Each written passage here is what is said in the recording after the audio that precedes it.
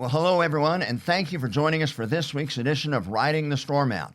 Is having a biblical worldview a danger to be around children? Stay tuned. We'll talk about it.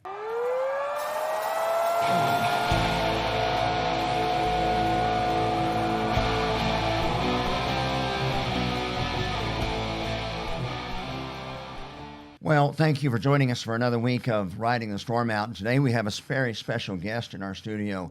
Actually just met the gentleman last night, but we had a good conversation. I'm looking forward to today's podcast. You know, about 10, 12 years ago, actually it's about 2010, shortly after the Obama administration was in place, there was a lot of things going on in Canada, and generally Canada is about 10 years ahead of us. And we were concerned that hate crimes would filter over into a pastor preaching from Romans 1, for example.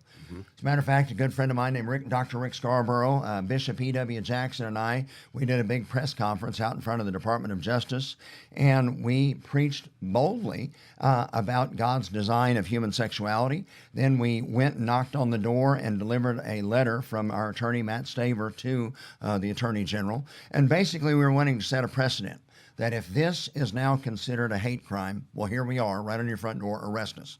But if not, then let this serve as a precedent that we aren't going to change how we approach scriptural truth.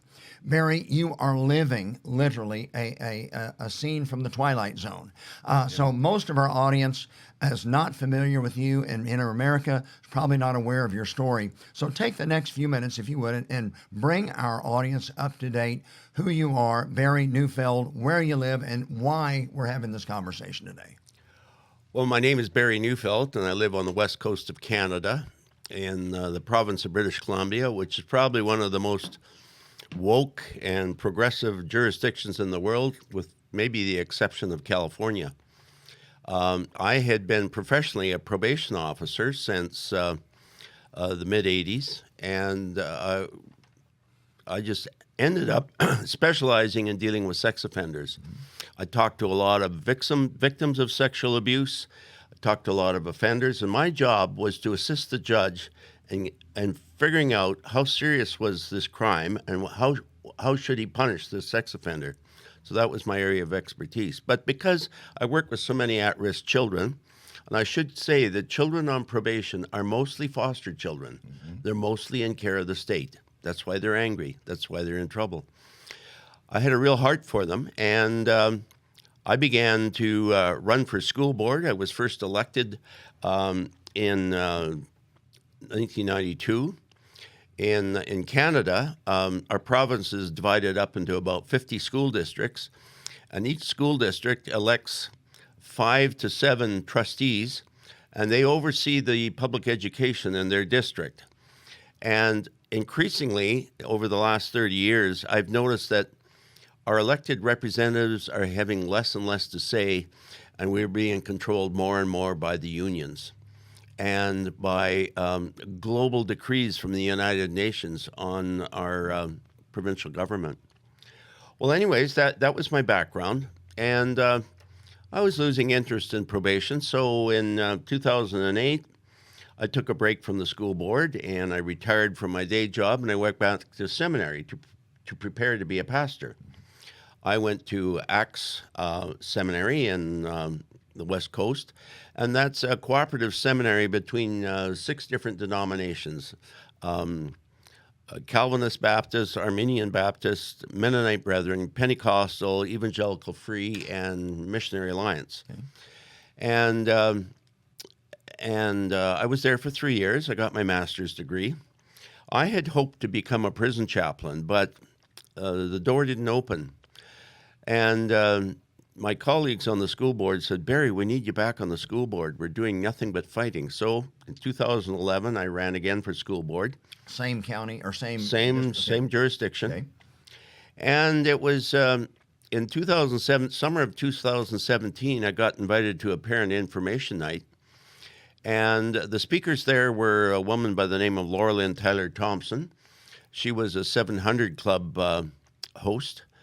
And she was telling us all about this SOGI 123 program that had already been implemented in the schools. And I thought, Laura Lynn, you're a preacher woman. How come you know more about what's going on in the schools than I do? Well, it's because an activist LGBT group had put together this learning resource, and it was already being quietly implemented. Another speaker was Pastor Paul Dirks, a Baptist minister, and he came up with some statistics about what was going on in transgenderism. I couldn't believe what I was hearing. I thought, how can I be a part of an organization that's encouraging children at primary school to come out as gay or lesbian? How can I be part of an organization that is encouraging children they can change from a girl into a boy? Mm-hmm. How can I be part of an organization where they say that gender is not binary? You might be male or female or 100 variations in between. It really Might bothered change me. from day to day, depending on how you feel. I looked for some resources. I didn't find much. There was one author named Mark Yarhouse who had written a book about treating gender dysphoria, and I found another book by Ryan Anderson. I think it's called When Harry Became Sally. And I thought, I can't be part of this. And I was ready to pack it in. But I was encouraged to hang in there and oppose it. So October 23rd, 2017, I made a post on Facebook that I said, any adult who encourages a child to transition is guilty of child abuse. Mm-hmm. I thought that made perfectly good sense. Mm-hmm. But not according to the media. They went nuts. Across the land and down the West Coast, I was pilloried as a transphobe, a homophobe, and the union called out for me to be removed from any contact with school children, and a complaint was laid against me in the Human Rights Tribunal that I was a danger to staff. That was over 6 years ago, and I had legal representation for about 5 years. But they bailed on me because I wouldn't agree to admit I was wrong. I wouldn't agree to apologize. They could not give me the name of any staff person who was harmed by my remarks. So I'm heading into a trial in front of the Human Rights Tribunal on June the 17th. A Human Rights Tribunal, I don't know if you have the equivalent down here in the States, but it's a quasi-court. Instead of one judge on the bench, there's a tribunal, 3 or 4 members. They're not lawyers. They're not judges. They're just a bunch of bleeding heart snowflakes. And I'm probably going to get nailed with a hate crime. When I first spoke out, I felt so alone. I thought, where are the Christians? They're not backing me. They're believing all the media lies that I'm a hateful person, that I'm a bigot. Gradually, over the years, a few more school trustees have stepped forward. Unfortunately, the only 2 that I know of are part of Catholic school boards. Mm-hmm. And some churches have stepped forward. Not many, not a denomination, the occasional church here and there. Mm-hmm. But I've also had tremendous support from the most unlikely places. The Sikh temples, the Muslim the Muslim mosques, and even an organization called Gays Against Groomers. When I first heard about this, my professional instinct was that this was grooming children. Mm-hmm. It was setting them up to be abused. Why didn't they see that? Well, I now discovered that that's the whole purpose of it. Mm-hmm. They want children to be confused. Because they're trying to turn them into revolutionaries. The other thing was, I knew it was unbiblical, but there was also something very unsettling about the theology behind the idea that a boy can be born in a girl's body. In other words, they are saying that the soul has no connection with the body.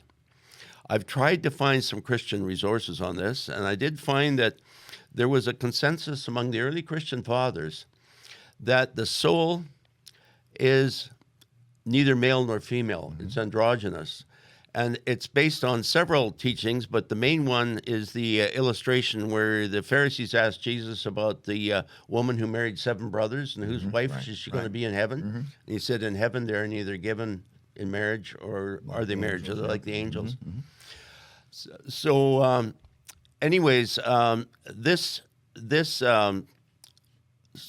sexual orientation, gender identity ideology, also called queer ideology, is a blending of Marxist ideology and this libertine.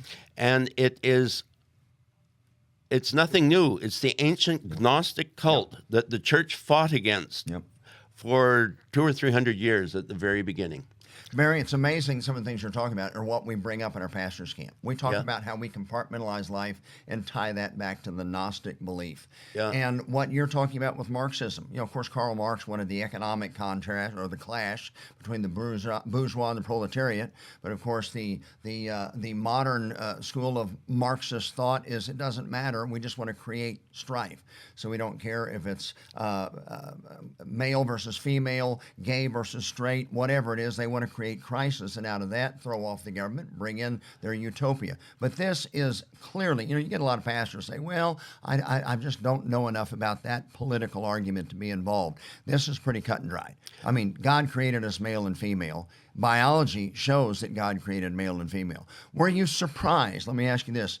After you sent that social media and all of a sudden you got this blowback, were you surprised to have so much resistance? And also, were you disappointed that you didn't have much support from fellow believers? Well, I was surprised at the resistance. I was very disappointed by the lack of support from people who claim that they are Bible-believing Christians. That was what bothered me. One author that's really encouraged me, you've heard of Eric Metaxas and his book, Letter to the American Church. And he says if you don't speak out against evil, you're part of it because you're allowing it to happen. And I say this to those pastors and church leaders who have weak knees. Get off your butts. Start speaking up for righteousness, because Marx pitted the bourgeoisie against the proletariat. This queer theology is pitting heteronormative people, people who believe that a man should marry a woman and have children, against the queer people. And queer is not just homosexual, lesbian, transgender. It's all sorts of varieties in between. We've even got people that are kids in school that are pretending to be cats, and they're putting kitty litter boxes in the classroom. And they are pitting these alternate people against heterosexual normal people. Now, their biggest clarion call is for diversity, inclusion, and equity. But it's anything but equity. I have certainly never experienced any inclusion. I've been barred from so many places. There's no equity because if you take a stand on this, you're excluded from anything. So they really don't want diversity. They want to force everybody to agree with what they're saying. Now let me ask you this. Did anybody bring up the fact that you were just exercising your religious liberty and your free speech liberty? Obviously, they came at you and said you were a threat. I mean, did they literally say a physical threat, or is this just going to hurt somebody's feelings, some child that thinks he's a cat or something along those lines? What was the basis of their argument? Was there any concern for you? There was. I have to tell you about my lawyer. He's got something in common with you. What's that? He was a professional football player at one time. And he really believes in freedom of speech and the right to express your opinion. And he stuck by me for 6 years. Unfortunately, my case went all the way to the Supreme Court of Canada. It was my lawyer and me against 16 lawyers. There was the Supreme Court of Canada has 9 judges. There was only 7 present. And they ignored the rule of law. They ignored freedom of free speech. And they ruled against me because they said I'm opposing something that might help a very vulnerable group, transgender children. This is not helping transgender kids. No. Kids will get transitioned in public school, and initially, they're very happy with this. Oh, I'm so happy. I'm now my true self. And, I was a girl locked in a boy's body, and now I'm my real me. A Swedish study has found that after 10 years, these kids realize, oops, I made a mistake. Yep. And they are far more likely to commit suicide when they're college age than when they're in elementary and middle and secondary schools. Let me ask you, what does the average Canadian, we know what the in crowd, the progressives think about it, as they're the ones that have come after you. But have you heard, what's the average Canadian, your next door neighbor, the guy down the street, what have you heard from them? What do they feel about all this transgender support? You know, there are a lot of people that tell me privately they agree with me, but they're scared to say anything public. There's a couple of bright lights in Canada. Our neighboring province, Alberta, which is, in my mind, is very similar to Oklahoma. Ranching, farming, oil wells. The premier recently made a ruling that no children under the age of 18 will be given these horrible puberty blockers and hormones. And so she's put a pause on that. Also, she said that schools are not allowed to do this procedure unless the parents are fully aware of what's going on. The neighboring province, Saskatchewan, has also stopped the schools from doing anything without parental knowledge. This is a scary thing. They're doing things to our kids behind parents' backs, and they think they have a right to do that. They think that the kids belong to them. One of the you probably heard of these drag queen story hours. Sure. Where they take little kids and some guy dressed up like a woman tells them. And nearly every one of these drag queen story hours, they remind the kids, if your parents don't like what's going on, we will be your family. And they are trying to usurp the role of parents.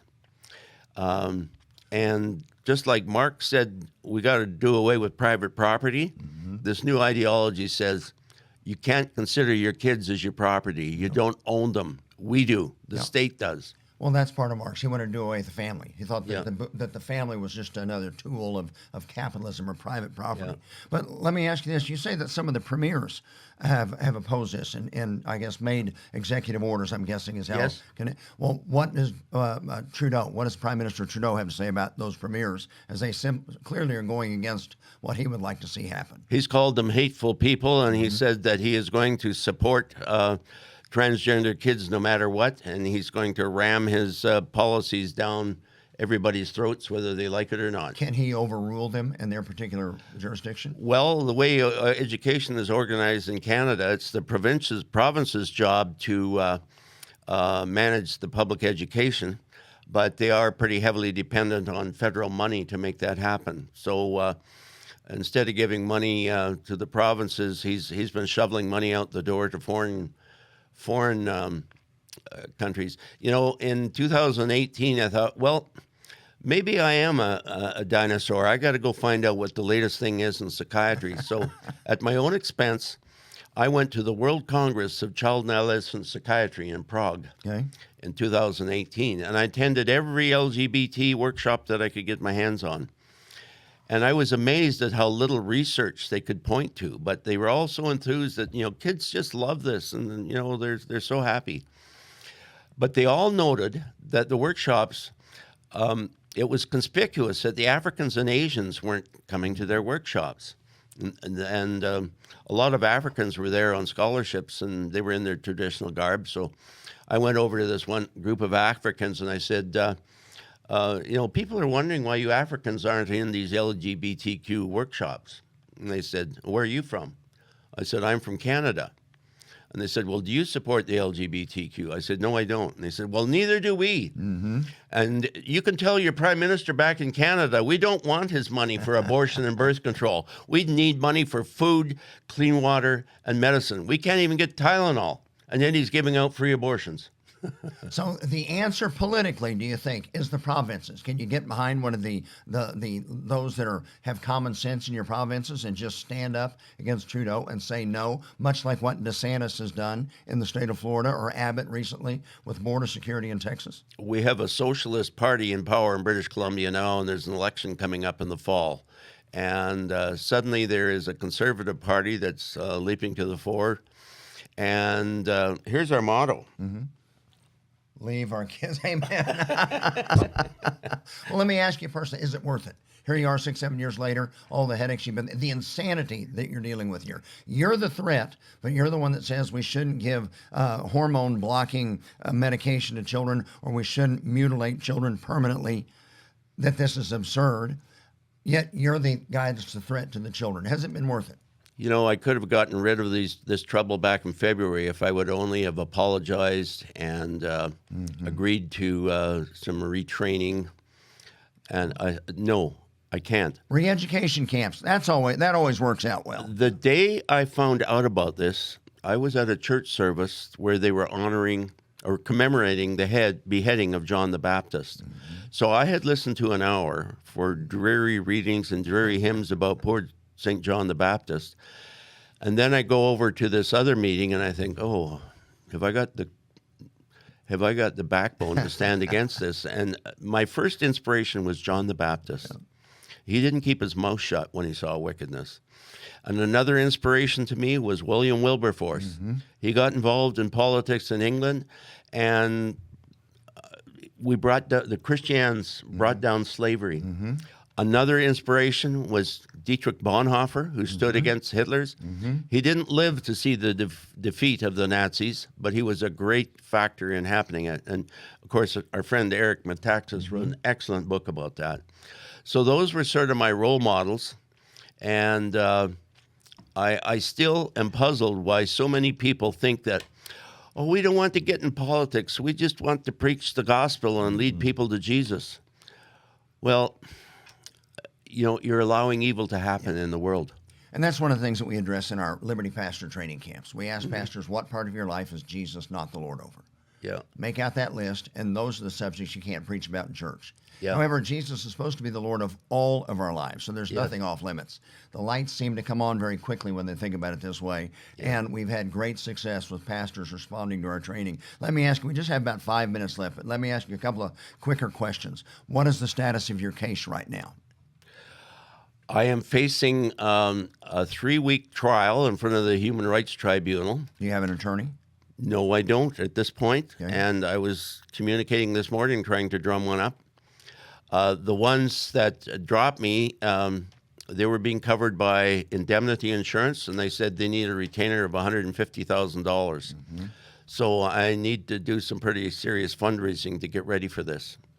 And that's the main case that's outstanding against me that I'm concerned about now. Well, how can we help? Of course, we have a good audience, and of course, some videos catch fire. Is there anything that we can do to help? And by the way, we will reach out.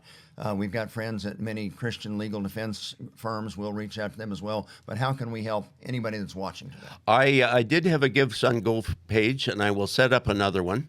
Currently, the only way an American can help me is by a old-fashioned paper check mailed to Box 3002, Cultus Lake, British Columbia. Okay. But I will set up another new Give Son Go funding page for this. And we'll create a slide, and we'll put that address up for anybody that wishes to contribute. Let me ask you, we've got about 2 minutes before we need to wrap up for this podcast. You've got 2 minutes now, Barry, to talk to the world. What is your challenge to these pastors? What is your challenge to parents? Because quite frankly, honestly, I never saw transgender. I knew that the homosexual movement was coming aggressively. I knew pedophilia always is the end. You go all the way back to ancient Rome, ancient Greece. This is not an accident. But I never thought we'd be so confused that you couldn't tell whether a man was a man or a girl was a girl. But apparently we've reached that point right now. But we have seen in the past, I remember working with ADF back in 2008, Liberty Council and First Liberty and others, what we saw happening in Sweden with OK Green, what we saw happening in Canada back around 2010 with hate crimes legislation. We were told they're about 10 to 15 years ahead of us. Now, when you look at the United States, I see us moving exponentially faster in the decline. But this should be a clarion call to those of us in the United States. What would be your challenge to them? My challenge is that as Christians, you are called to protect widows and orphans. Many of these children who are being convinced to take Lupron and hormones are foster children. They're orphans. You're ignoring them. You're not protecting them. That's your job as a Christian. Your job is not just to save souls, but it's to save lives. And around the world, other countries are starting to see the light. Sweden, Finland, France, Holland, England have all changed their minds about this idea of transing children, and they're going back on it. But the Americans and the Canadians are pressing forward and continuing to ruin young lives. I can't begin to tell you the damage that some of these chemicals do to young children, but it's leaving them damaged for life. Irreversible. They won't be able to reproduce. They will never have a normal sex life. So one day, very soon, they will all wake up and realize that this is irreversible. Although they're told this is reversible, it's not. There's over 300,000 of them in North America right now. These are minor children who have started to mutilate their bodies. Well, ladies and gentlemen, of course, we know it's spiritual warfare, but we see the results of it in the 3D world that we live in. We see dead babies at the altar of unfettered sexuality. We call it abortion. And now we see this incredibly gross, obscene, evil, wicked attack on our children, promoting this confusion. And of course, we know what they're missing. They're trying to fill a void. That void is Jesus, and they're trying to fill it with all this other stuff. Once they get to the point where they have gone down this path and they find themselves still miserable, at that point, as statistics show, they give up. When a person gives up hope, that's when suicide becomes an option. Yeah. And we see that some 50% approximately of those that are engaged in trans ideology or the trans movement ultimately kill themselves. Yes. So this is for the lives of the children. So pastors, if you're watching, make sure and reach out and help Barry, and make sure and educate yourself in your own backyard. You'd be amazed at the books that are in your own public school library and what's happening in your own public schools. And of course, what we do with our Liberty pastors, we encourage our pastors. We all have facilities that we're going to give an account for how we have handled these assets in the Lord's honor. Most of us have buildings that sit empty 5 or 6 days a week. So we encourage our pastors to partner with homeschool co-ops Yes, or start yes. private Christian schools. You know, when the church building's on fire, you don't run for school board. The first thing you do is run in and get your kid out of the burning building. Yeah. And that's what we need to be doing with our own children, our own congregations. We have 4 different homeschool co-ops that we share our building with now over the course of the week.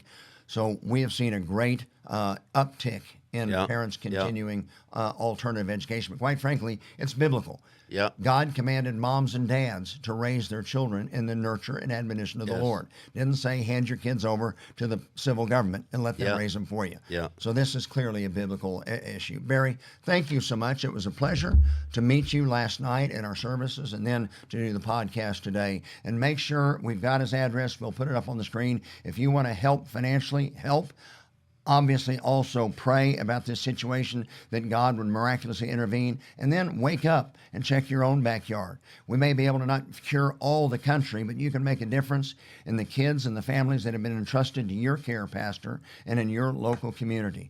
So thank you for joining us for this most important edition of Riding the Storm Out. And until next time, God bless you.